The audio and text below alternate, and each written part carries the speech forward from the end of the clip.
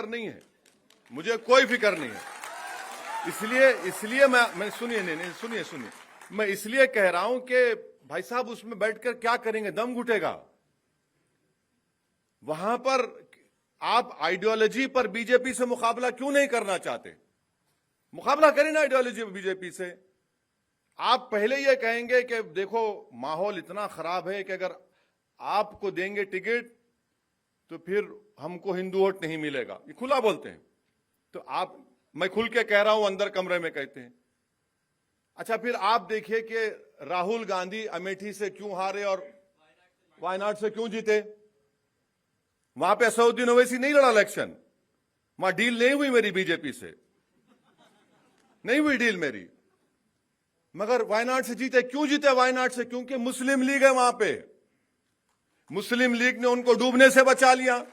मेरा जो ओरिएंटेशन है वो इस बात को कबूल करने के लिए तैयार नहीं है कि मुसलमान चुनाव ना लड़े, और मेरा मानना यह है कि मुसलमानों को इंतखाबात में हिस्सा लेना ज़रूरी है, चाहे वो सरपंच के चुनाव हो या मंडल के चुनाव हो या निकाय चुनाव हो या म्यूनसिपल कॉरपोरेशन के चुनाव हो या असेंबली के हो या पार्लियामेंट के हो।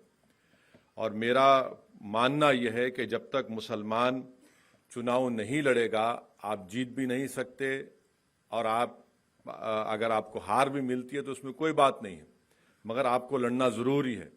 अगर आप हार के डर से इलेक्शन नहीं लड़ेंगे तो फिर आप कभी भी नहीं जीत पाएंगे। अगर आपको जीतना है तो आपको एक में ही 2 बार हारना पड़ेगा, और फिर आप जीतेंगे भी इंशाअल्लाह ताला।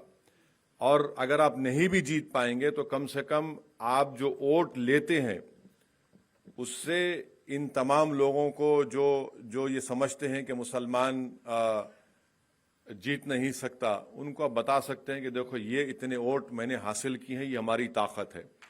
अभी मैं सुन रहा था हमारे प्रोफेसर मनोज झा साहब को, बड़े अच्छे आदमी हैं, मगर मुझे थोड़ा मेरी राय उनसे मुख्तलिफ है। फिरका परस्ती का आगाज 2014 से नहीं शुरू हुआ। अगर आप वो किताब देखेंगे तो कभी भी 2014 से पहले तक मुसलमानों को पार्लियामेंट में उनकी आबादी के तनासुब से उतने एमपी जीतकर कभी नहीं आए। जो हाईएस्ट जीते वो 1980 में, और फिर उसके बाद 1984 में और 2004 में।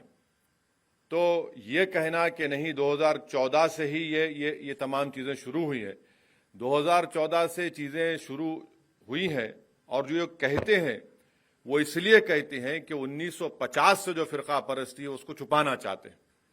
जो लोग आपके सामने कहते हैं कि 2014 से माहौल खराब हुआ है, वो ये नहीं बताते कि माहौल 52 में भी खराब था, 56 में भी खराब था, 62 में भी खराब था, फिर इमरजेंसी में भी खराब था। माहौल खराब ही था, माहौल अच्छा नहीं हुआ है। ये इस बात को आपको मानना पड़ेगा।